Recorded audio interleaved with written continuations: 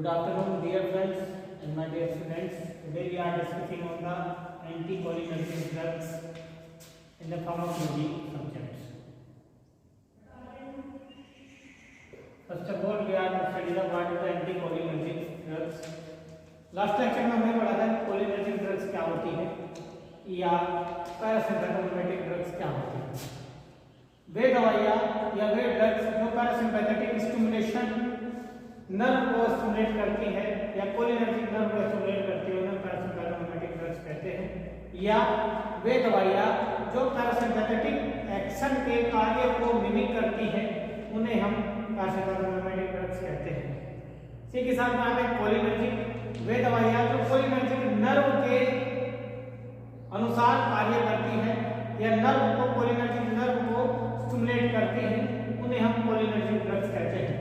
आज पढ़ेंगे what is anticholinergic drugs, यानी कि वे दवाइयाँ जो कोलिनर्जिक नर्व के एक्शन को इनहिबिट करती है उन्हें हम एंटीकोलिनर्जिक ड्रग्स या कोलिनोलाइटिक्स ड्रग्स कहते हैं। इसी के साथ में आते पैरासिम्पैथोलाइटिक्स या कोलिनोलाइटिक्स ड्रग्स। वे दवाइयाँ जो पैरासिम्पैथेटिक स्टिमुलेशन के कार्य को इनहिबिट करती है या रोक देती है उनको हम पैरासिम्पैथोलाइटिक ड्रग्स कहते हैं। इसी के बाद हम बात करते हैं इसके क्लासिफिकेशन की। क्लासिफिकेशन से पहले, क्योंकि कोलिनर्जिक ड्रग्स में सबसे पहले इंपॉर्टेंट ड्रग होती है एसिटाइलकोलिन ACH। अब वे दवाइयाँ जो ACH के कार्य को ब्लॉक कर देती है या इनहिबिट कर देती है। अब ACH किस रिसेप्टर पे मोस्टली अपना इफेक्ट शुरू करते हैं, वो मस्करेनिक रिसेप्टर पे अपना इफेक्ट ज्यादा शो करते हैं। इसीलिए जो एंटीकोलिनर्जिक ड्रग्स होती है या वे दवाइयाँ जो मस्करेनिक रिसेप्टर के एक्शन को ब्लॉक या रोक देती है उन्हें हम एंटी मस्करेनिक ड्रग के नाम से जानते हैं। एंटी मस्करेनिक ड्रग्स क्या होती है, वे दवाइयाँ जो एसिटाइलकोलिन या मस्करेनिक रिसेप्टर के एक्शन को ब्लॉक कर देती है या रोक देती है या इनहिबिट कर देती है उन्हें हम एंटी मस्करेनिक ड्रग्स कहते हैं। इसी के बाद हम बात करते हैं इसके क्लासिफिकेशन की। तो क्लासिफिकेशन में आता है कि वे दवाइयाँ जो हमारे मस्करेनिक रिसेप्टर पर डायरेक्टली इफेक्ट करती है। तो first is the natural alkaloid. Natural alkaloids इसमें आता है जो मोस्ट इंपोर्टेंट ड्रग है एट्रोपिन और हाइसिसिन।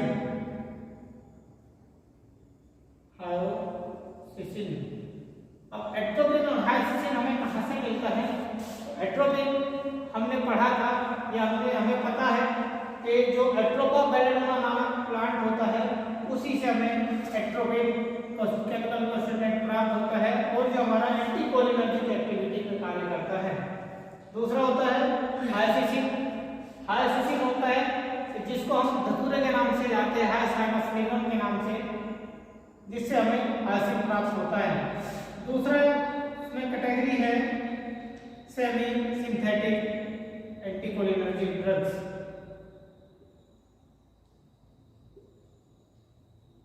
सेमी सिंथेटिक्स में आता है हमारा होमोट्रोपिन,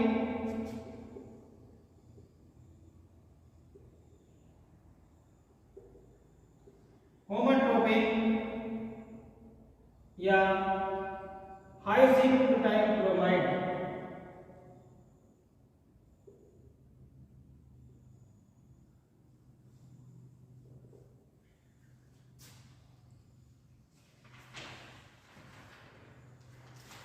इसके बाद आता है हमारा सिंथेटिक।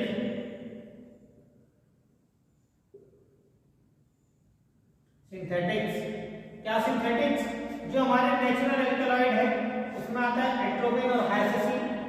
उसके बाद आता है सेमी सिंथेटिक एल्कलाइड्स, जिसमें हमारा हेमोट्रोपिन और हाइड्रोक्सी ब्यूटाइल ब्रोमाइड आता है। थर्ड कैटेगरी है हमारी सिंथेटिक, वे दवाइयाँ जो पूर्ण रूप से सिंथेटिकली बनाई जाती हैं उन्हें हम सिंथेटिक ड्रग्स कहते हैं। इसमें आता है first of all mydriatics category में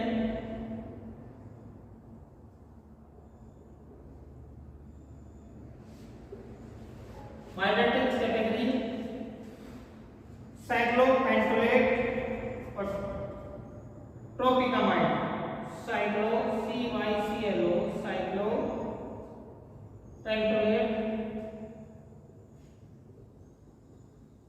and second is the tropicamide.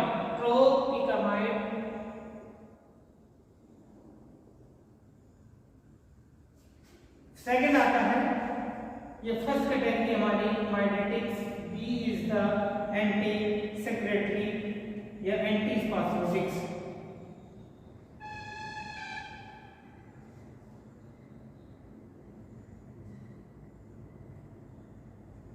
और anti स्पास्मोटिक्स।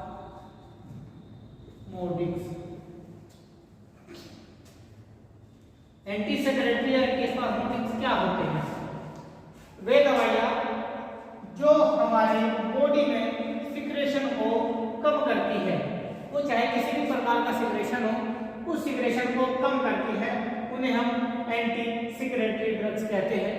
Second is the anti स्पास्मोटिक्स, वे दवाइयाँ जो हमारी बॉडी में या हमारे बॉडी के किसी भी सिस्टम में स्पास्म को कम करती है, इनहिबिट करके रोकती है, उन्हें हम एंटी स्पास्मोटिक ड्रग्स कहते हैं।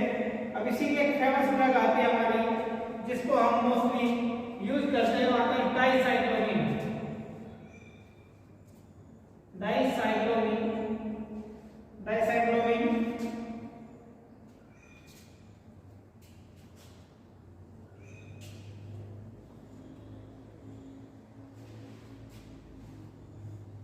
सेकंड आता है प्रिजापिन।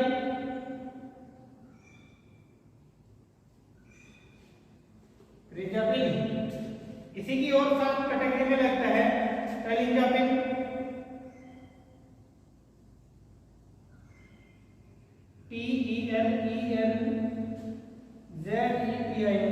टेलिंजापिन। तो जो हमारा सेकंड कैटेगरी है, थर्ड कैटेगरी है सिंथेटिक में जो फर्स्ट है माइडेटिक्स में साइक्लोपेंटोलेट और ट्रोपिकामाइड्स यूज करते हैं। Second is the anti secretary और एंटी स्पास्मोटिक्स, उसमें हम डाइसाइक्लोमिन, प्रिजापिन और टेलिजापिन यूज करते हैं। इसका एक क्लासिफिकेशन था। क्लासिफिकेशन के साथ में हम पढ़ेंगे इसके फार्माकोलॉजिकल एक्शन या mode of action. First of all हम क्या करेंगे, इसमें सबसे पहले पढ़ेंगे इसका मोड ऑफ एक्शन। जो एंटी कोलिनर्जिक ड्रग्स होती है वो हमारे शरीर में कैसे अपना इफेक्ट शो करती है, क्योंकि कोलिनर्जिक में सबसे मोस्ट इंपोर्टेंट ड्रग आती है एसिटाइलकोलिन। तो ये हमारी जो एंटी कोलिनर्जिक ड्रग्स होती है, ये एसिटाइलकोलिन के एक्शन को इनहिबिट करती है या रोक देती है। तो कैसे करती है? क्योंकि हमने पहले कोलिनर्जिक ड्रग में एसिटाइलकोलिन का मैकेनिज्म ऑफ एक्शन पढ़ा था। वहां पे हमने क्या पढ़ा कि न्यूरोमस्कुलर जंक्शन पे जब एसिटाइलकोलिन निकोटिनामाइड और मस्करेनिक रिसेप्टर के साथ बाइंड होता है, तब ये अपनी एक्शन को प्रोड्यूस करता है। लेकिन जो एंटीकोलिनर्जिक ड्रग होती है वो एसिटाइलकोलिन प्लस मस्करेनिक रिसेप्टर्स को या निकोटिनिक रिसेप्टर्स को एक साथ मिलने से रोक देती है, जिसकी वजह से न्यूरोमस्कुलर जंक्शन पे एसिटाइलकोलिन हमारे संबंधित या कोलिनर्जिक रिसेप्टर से मिलने में असमर्थ होता है या मिल नहीं पाता है और ये अपना एक्शन प्रोड्यूस करती है।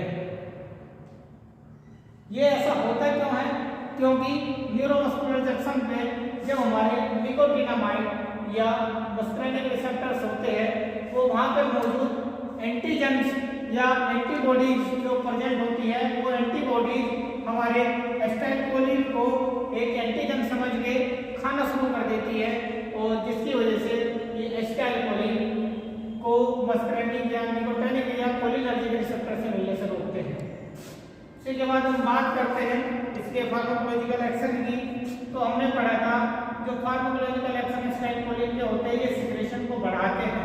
तो सबसे पहले हम पढ़ेंगे कि सेंट्रल नर्वस सिस्टम में हमारे एट्रोपिन का या आल्फेसिन का क्या इफेक्ट होता है। तो सीएनएस पे अगर हम एट्रोपिन की बात करें तो ये हमारे सीएनएस को स्टिमुलेट या इसकी एक्टिविटी को बढ़ा देते हैं, इंक्रीज करते हैं। स्टिमुलेट द सीएनएस को स्टिमुलेट कर देते हैं। कब करते हैं स्टिमुलेट? जब इनकी लो डोज होती है, लो डोज यानी कि जब डोज लो होती है तो ये सीएनएस को स्टिमुलेट करते हैं। और जैसे इनकी डोज हाई हो जाती है, डोज इनकी जब हाई हो जाती है जिसकी एट्रोपिन की इंक्रीज हो जाती है तो ये हमारे सीएनएस को डिप्रेस करते हैं, उसके कार्य को कम कर देते हैं। तो हमारे सेंट्रल नर्वस सिस्टम को डिप्रेस करता है। और अगर हम इसकी लो डोज यूज करते हैं या लो डोज पर एडमिनिस्ट्रेशन करते हैं तो हमारे सीएनएस को स्टिमुलेट कर देता है। हाई डोज में सीएनएस को ये डिप्रेस करता है और लो डोज में स्टिमुलेट करता है। Friends, please subscribe the channel, share the video and press the bell icon.